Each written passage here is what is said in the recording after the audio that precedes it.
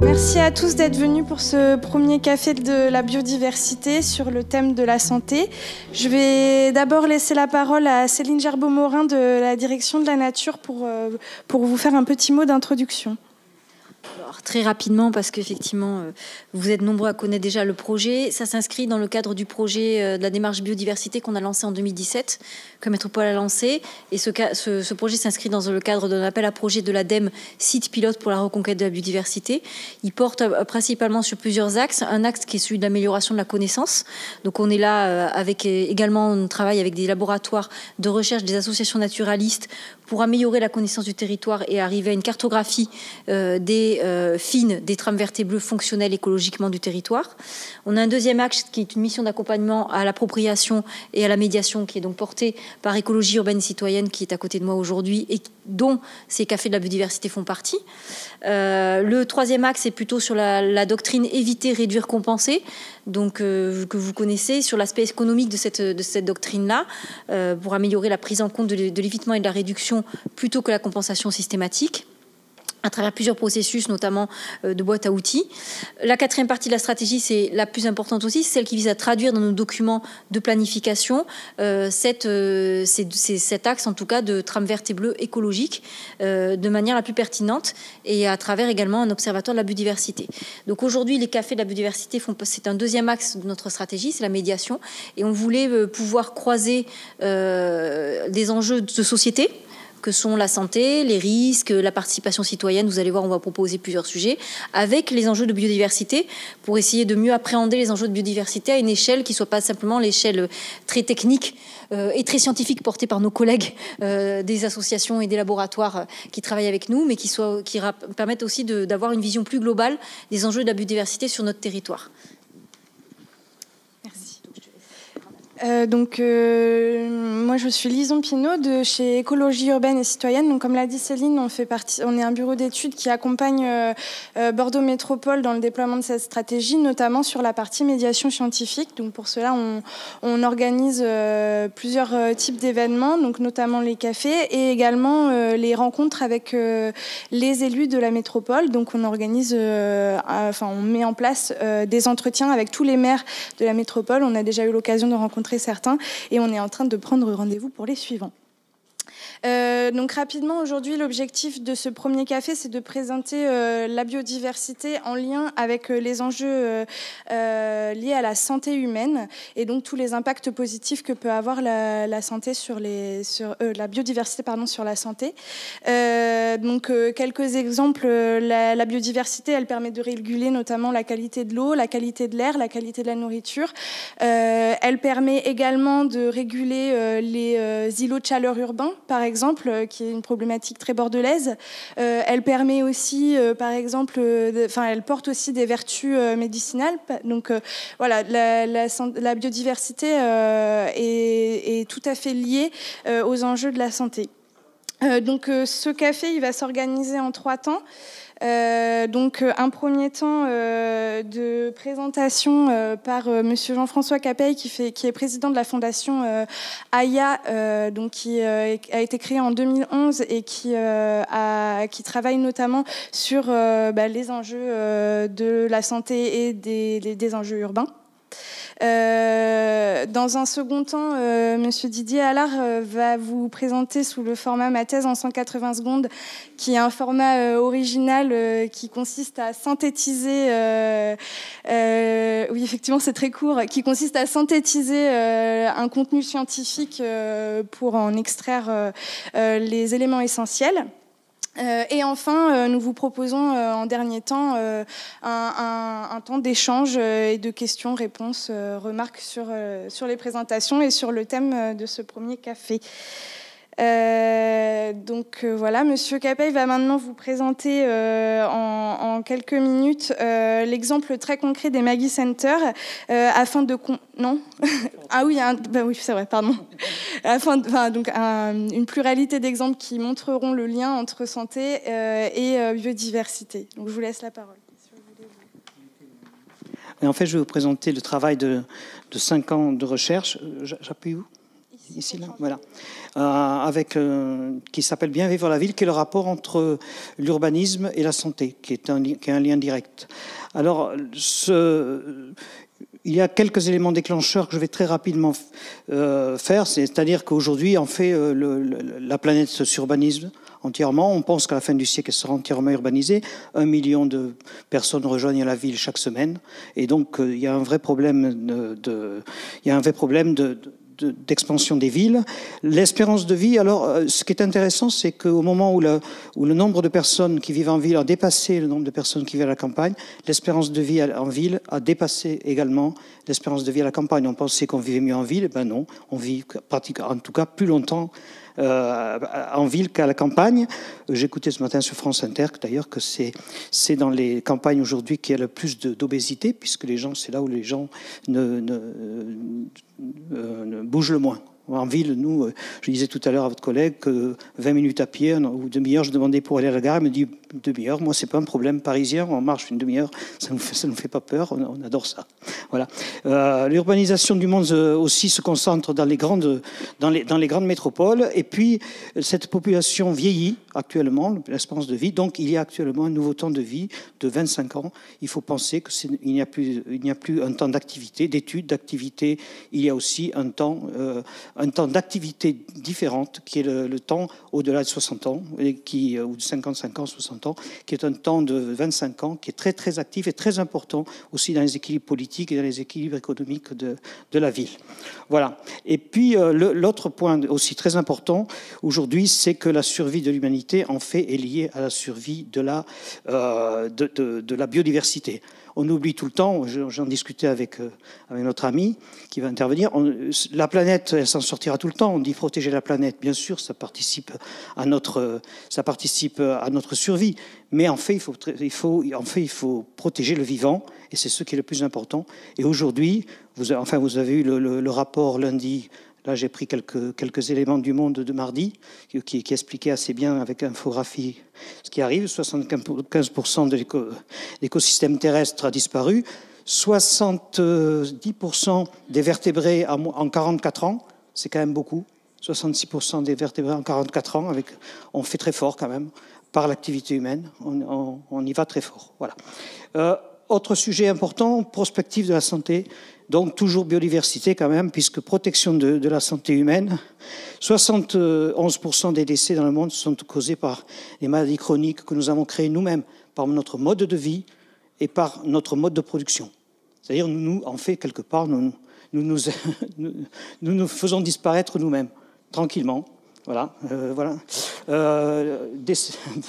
2 tiers des décès prématurés également par rapport aux maladies chroniques. Ce qui fait que, pour résumer, en gros, dans les années 2030-2050, plus d'une personne sur 2 sera fragilisée, sera une personne fragile, ou elle sera âgée, et donc aura une ou plusieurs maladies chroniques. On sait maintenant avec les perturbateurs endocriniens que les maladies chroniques aussi sont héréditaires sur 2 à 3 générations. Donc on sait qu'il y aura plus de la moitié de la population qui sera fragilisée. Donc il faudra penser la ville qui soigne, une ville différente, une ville au service d'une personne sur 2 fragilisée. Et c'est ce travail sur lequel nous travaillons aujourd'hui, qui en fait essayer de la protection de la vie humaine dans la ville, puisque en fait tout le monde vivra en ville ou urbanisé dans tous les cas. Alors je reviens un peu simplement sur la santé, équilibre physique, psychique et social. Donc ce n'est pas seulement de ne pas être malade, c'est aussi d'avoir un équilibre général. La santé, c'est l'OMS, l'Organisation mondiale pour la santé, dans un environnement adapté à l'homme et fabriqué par lui, puisque nous créons notre propre milieu, qui en fait le milieu humain, qui est le milieu urbain. Nous travaillons actuellement avec des grands chercheurs, des chercheurs et des grands professeurs sur les liens directs entre l'urbanisme et la santé. Donc c'est un travail très, très intéressant. Nous questionnons toutes les grandes universités, les hôpitaux, les grands professeurs, et nous travaillons sur des questionnaires. Et l'idée, c'est nous avons l'objectif de présenter tout ce travail finalisé à la Biennale de Venise de mai 2020, c'est-à-dire dans un an. Et donc nous travaillons d'arrache-pied là-dessus. Un petit rappel simplement historique, le lien a toujours été direct entre l'architecture et la santé. tout l'urbanisme, tout ce que quand vous êtes à Paris, dans le Paris haussmannien, c'était le sujet des grandes épidémies, peste, choléra, l'arrivée d'Haussmann et ce qu'on appelait l'architecture hygiéniste, qui a recréé tout le Paris actuel que vous visitez tout le temps ou que vous voyez. Donc c'est les égouts, le traitement des déchets. Deuxième révolution un peu architecturale, c'est la tuberculose. La tuberculose a créé toute l'architecture blanche des sanatoriums, qui a créé tous les grands ensembles, tous les appartements lumineux, tout ça qu'on ne connaissait pas, et qui, rappelons-le, parce que moi j'étais encore jeune, mais je m'en souviens, c'était quand même un très grand progrès par rapport à l'habitat insalubre qu'il y avait dans les villes en général. Bon, il y a des grands ensembles qui ressemblent beaucoup, si vous allez en Suisse ou dans d'autres pays, où j'étais à Barbicane à Londres, ces grands ensembles-là, quand ils sont extrêmement habités, c'est le mètre carré le plus élevé de Londres actuellement, c'est le quartier Barbicane, qui est un marqué, qu'on pourrait dire, grand ensemble, tout à fait, mais sauf qu'il est au centre de la ville et qu'il y a un niveau de vie différent. L'architecture de Suisse n'est rien d'autre que l'architecture tout à fait banale. Nos grands ensembles sont peuvent tout à fait rivaliser. Donc il suffit de voir comment ils sont créés. Et puis après, maintenant, cardiovasculaire, c'est fini ? Alors je vais très vite avec exemple. Donc voilà, ici, voilà, je disais donc Paris et puis Haussmann et puis les sanatoriums et les grands ensembles pour imager en vitesse. Active Design, il y a des problèmes dans les villes puisque quand même 99%, vous allez me dire, sont traités dans ceux qui existent, puisqu'on a quand même construit beaucoup et qu'il faut s'occuper de ce qui est construit, c'est le vrai sujet, particulièrement pour les économies d'énergie et autres. Mais vous avez l'exemple, vous regarderez sur Internet, d'Active Design Guidelines, Active Design, c'est-à-dire sur Londres, en 20 ans, c'était la ville où il y avait le plus d'accidents cardiaques. 20 ans après, c'est la ville où il y en a le moins. Ils ont changé, ils ont travaillé sur l'urbanisme de la ville et sur l'urbanisme des bâtiments. Ils ont mis en avant les escaliers, ils ont mis en avant les rues piétonnes, ils ont fait rentrer des marchés bio, ainsi de suite. Ils ont fait rentrer la nature dans la ville. Et puis ça a complètement bouleversé les choses en 20 ans. Donc on peut le faire sur des villes aussi difficiles que New York. Vous avez un autre exemple, bon, voilà. Après vous avez un autre exemple, c'est disons de Détroit, où beaucoup d'étudiants vont là-bas maintenant, beaucoup d'universités vont voir. Détroit, la moitié de la population est partie après la fermeture des usines Ford. Donc la moitié des lots se sont retrouvés abandonnés. Il a fallu, les égouts se sont retrouvés bloqués, puisqu'il n'y avait plus le flux nécessaire pour que ça fonctionne. Pour que l'égout fonctionne, il faut qu'il y ait un flux. Là, tout s'est retrouvé bloqué. Ils ont été obligés de repenser la ville à travers ces petits lots et de repenser entièrement le système d'assainissement, le système d'écologie de la ville. Et actuellement, ça se fait, c'est magnifique ce qu'ils font, le travail qu'ils font. Il y a beaucoup d'universités, d'écoles qui vont voir ça. Je vous donne des pistes. Bon, ça, c'est les infrastructures actives de phytoremédiation. À 3 échelles, vous avez le Rio Bessos, que vous connaissez sûrement, c'est à Barcelone, qui était le fleuve le plus pollué d'Europe, qui est maintenant sur les berges desquelles on recultive comme c'était avant, ce qui était le potager de Barcelone. Houghton Park, vous avez peut-être ceux qui sont allés à l'exposition universelle de Shanghai, donc ils ont vu ce quartier-là qui était aussi très, très pollué, qui a été entièrement dépollué par l'eau, par le système de l'eau. Et puis le Green Street, c'est des systèmes d'épuration des eaux des voiries de voitures dans les rues, avec des systèmes d'eau et de plantation qui rendent les rues beaucoup plus agréables. Et ici, bon, je vais terminer par ça, Séoul, où on voit les grandes autoroutes urbaines se transformer, qui couvraient avant des anciens cours d'eau. Ils ont recassé entièrement leur route urbaine. On voit ici, là, sur cette partie-là, ils ont entièrement cassé leur route urbaine et redonné vie à la rivière. Et ça a complètement changé le paysage de Séoul. Voilà, on parle aujourd'hui, vous avez peut-être entendu, le 11 juin, il sera débattu à Paris le problème du périphérique, du boulevard périphérique, puisqu'on revient. Sur Lyon, ils ont changé le statut de l'autoroute, ils ont fait un boulevard urbain. Toutes les villes aujourd'hui commencent à revenir en arrière par rapport aux tout-voitures. Merci. Merci Monsieur Capeille pour cette intervention. On va laisser la parole à Monsieur Allard du coup pour vous présenter l'étude sur les services écologiques qui est menée dans le cadre de la stratégie biodiversité que Céline Gerbeau-Morin vous présentait tout à l'heure. Donc voilà, vous avez 3 minutes. Je précise que ce n'est pas ma thèse, il y a longtemps que j'ai passé la mienne. Est-ce que je peux avancer sur ma diapo? Je n'ai qu'une diapo, donc ça devrait... Voilà, des petits vélos, ça c'est pas moi. Voilà, très bien. Merci beaucoup. Alors je vais parler au nom d'un collectif qui travaille donc sur ce projet biodiversité, en donnant en fait quelques grandes idées générales autour de la question et puis de ce que l'on fait concrètement dans ce projet. On le disait à l'instant, il y a de plus en plus de personnes qui vivent en ville, qui vivront en ville, 2 tiers à 3/4 de l'humanité qui vivra en ville selon les régions du globe.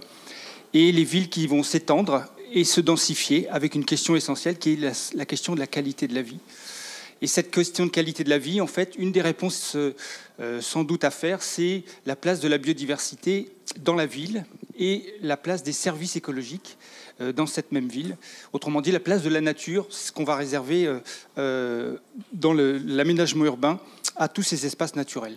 Alors, en quelques mots, quand on parle de biodiversité, déjà, des milieux, des écosystèmes, des forêts, des prairies, etc., avec des formes un peu simplifiées dans le tissu urbain, et puis des espèces qui sont des espèces animales, végétales, etc., avec des statuts divers, des espèces qui sont soit très rares, et donc c'est tout ça, les milieux rares et les espèces rares, c'est ce qu'on appelle la diversité patrimoniale. C'est pas souvent ce qui est présent en ville, mais ça peut.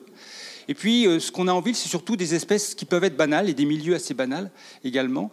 Ce qu'on appelle la biodiversité ordinaire. Alors, c'est ordinaire parce que c'est banal, mais c'est pour le moins extrêmement utile parce que c'est ce qui délivre justement les services dont on parle à l'instant. Un service écologique ou un service écosystémique, c'est quoi? Ce sont tous les avantages que l'homme tire de la nature, d'une manière générale. Alors, communément, on classe 3 types de services. On a des services de régulation, qui sont des services bien connus sur la régulation des gaz à effet de serre avec les forêts dans le monde. Donc ça, ce sont des services de la régulation de la qualité de l'air. Régulation des cours d'eau également, les zones d'expansion des crues, des rivières. Régulation des ravageurs au travers des chaînes trophiques, etc. Et puis, donc en termes de... À côté de ces services de régulation, 2 autres types de services, notamment un qui est un service de production. Donc service de production, c'est tout ce qui est biomasse, alimentation directe ou indirecte. Là-dedans, on va mettre les services de pollinisation, etc.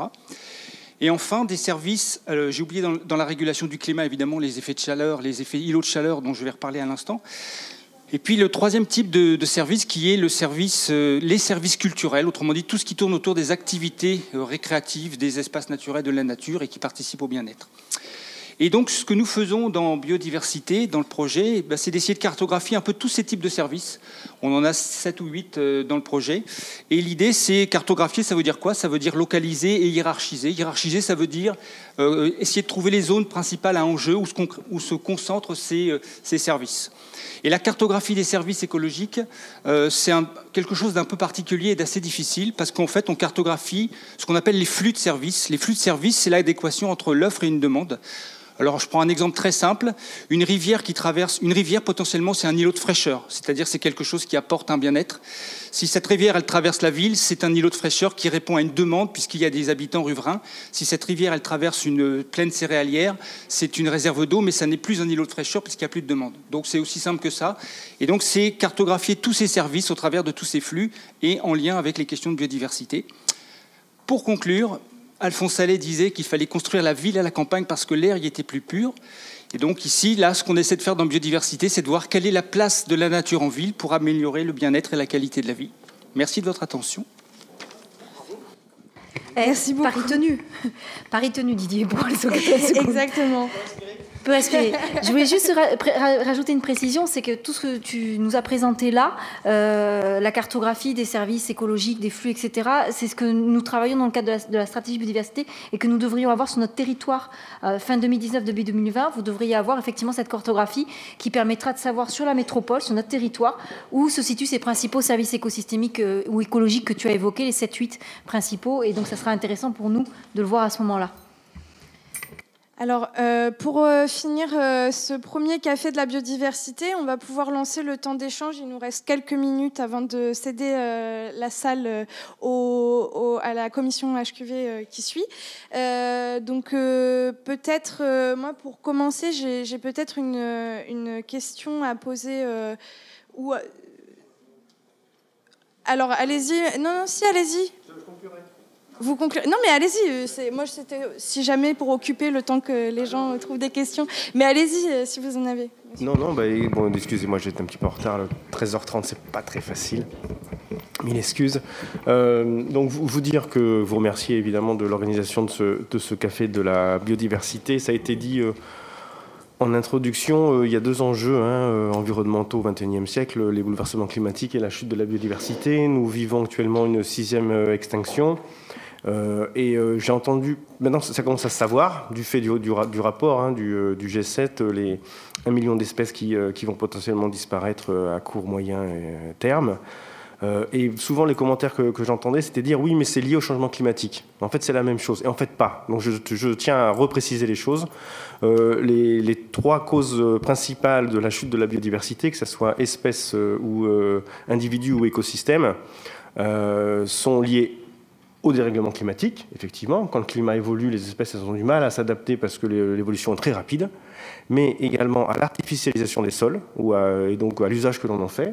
Donc ça, c'est par exemple l'agriculture ou le développement, par exemple, des villes ou des projets urbains ou même des centres commerciaux, du stationnement ou des pavillonnaires au niveau naturel.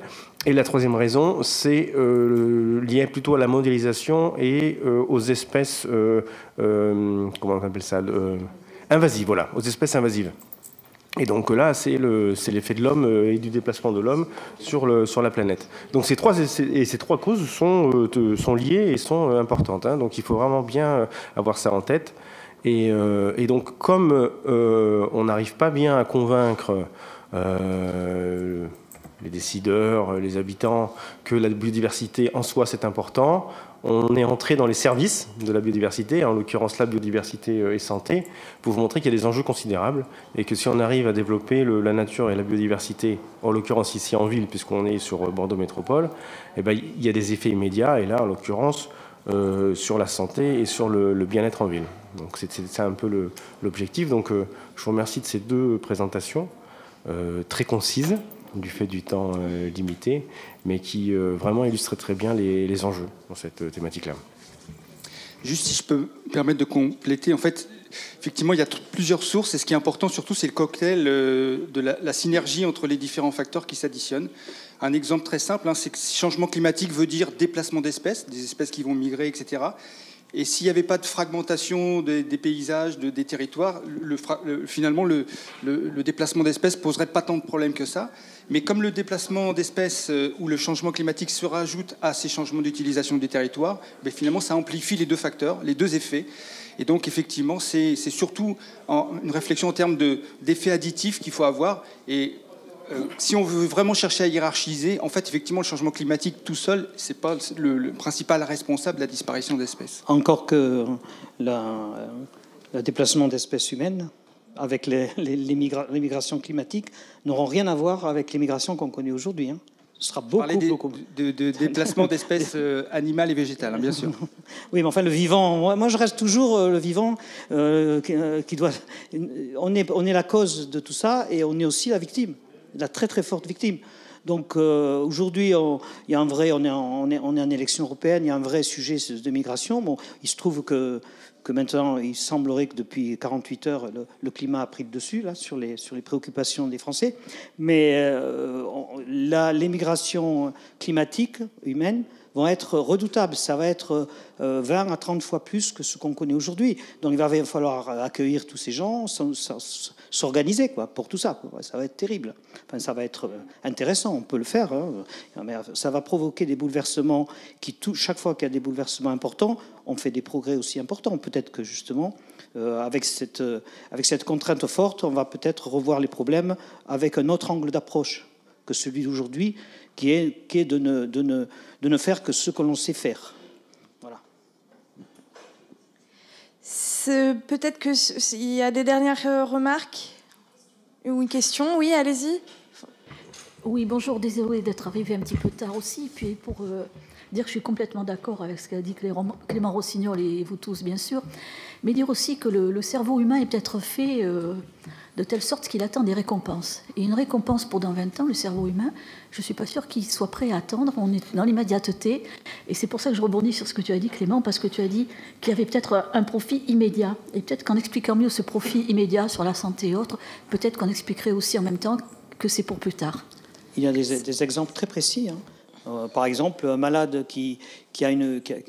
je voulais vous en parler des Maggie Center. Là. Vous venez 2 diapos avant. Faites 2 diapos avant. C'est un malade qui a la vue sur un arbre. Voilà. Donc c'est Roger Ulrich. Regardez les études de Roger Ulrich qui ont été reprises par la CNRS. Un malade qui a la vue sur un arbre ou sur la nature, il se rétablit mieux et plus longtemps qu'un malade qui n'aura pas la vue sur la nature. Et ça a été prouvé.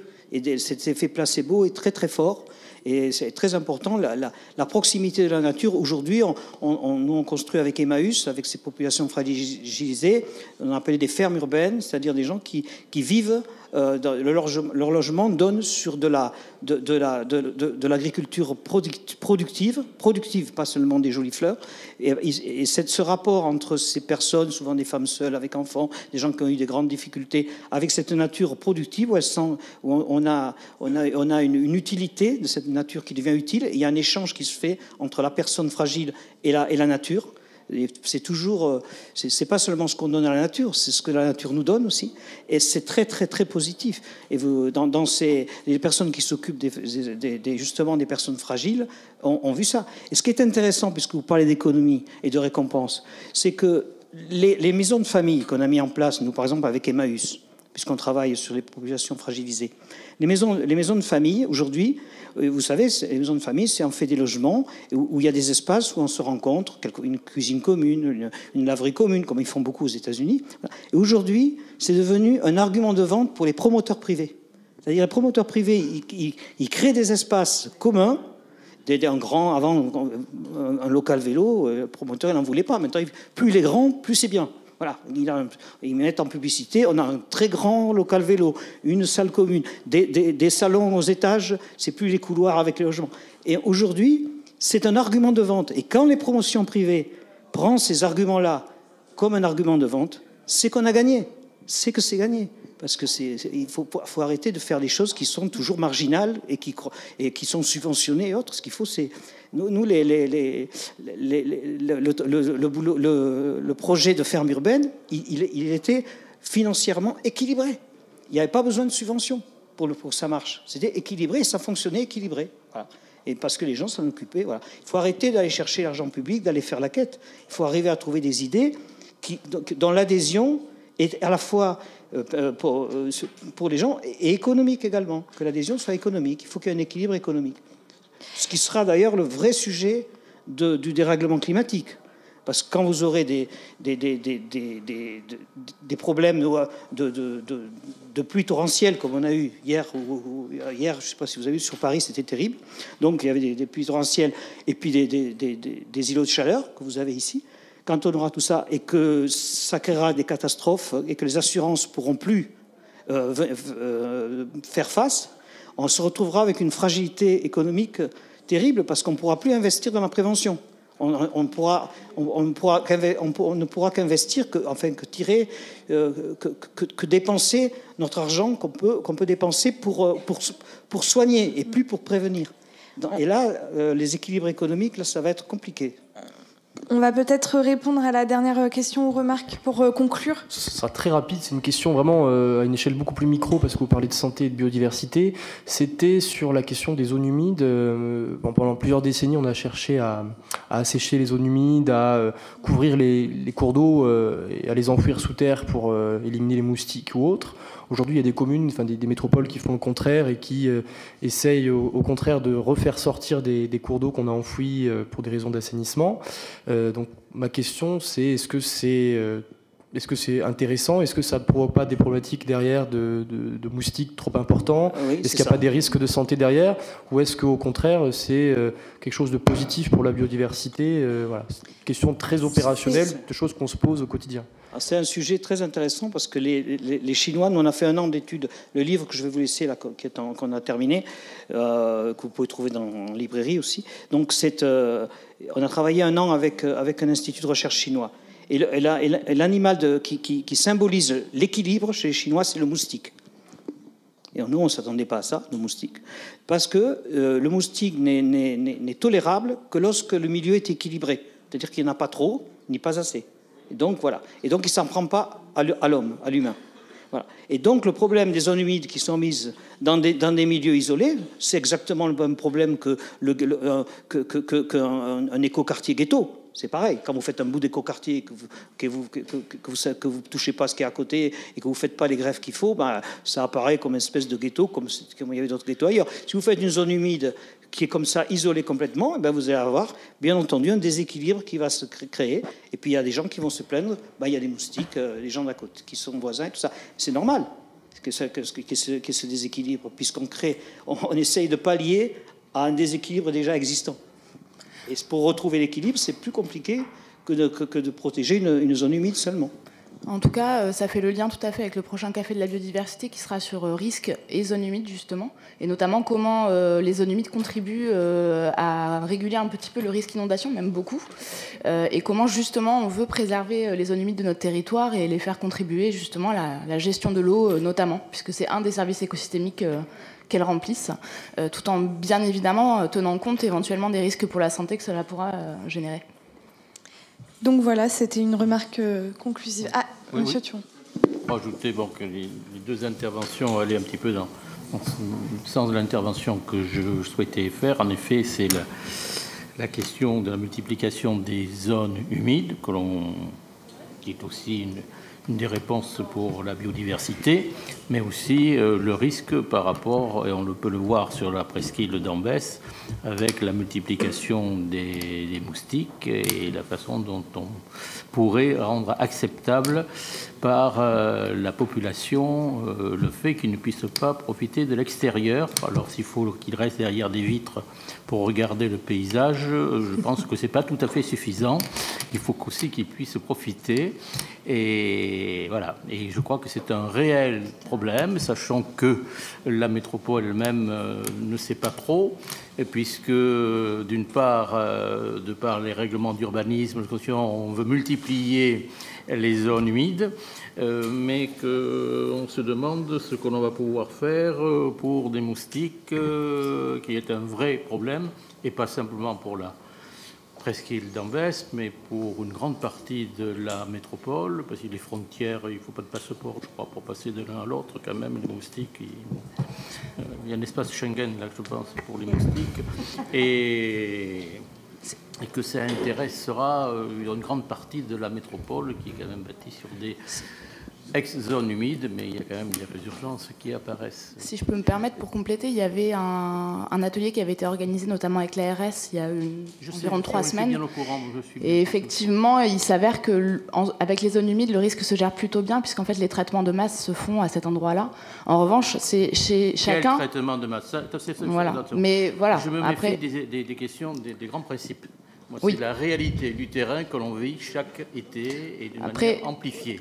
Effectivement, d'après ce qui était dit, c'était dans les jardins des habitants que les problèmes étaient les plus importants, notamment avec les coupelles d'eau, Enfin voilà, il y avait plusieurs éléments qui rentraient en compte. Il n'y a pas que les zones humides. Pour rajouter juste un petit point, c'est qu'il y a plusieurs sortes de moustiques en fait. C'est-à-dire que les moustiques des zones humides ne sont pas du tout ceux qui embêtent les gens des villes. C'est ce qui a été expliqué lors de cet atelier, effectivement, et qu'il n'y a pas qu'un moustique. Il y en a des diurnes, des nocturnes.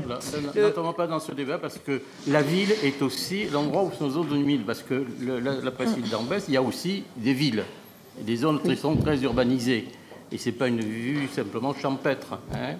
Donc attention sur ces schémas parce que on risque d'avoir de belles discussions là-dessus.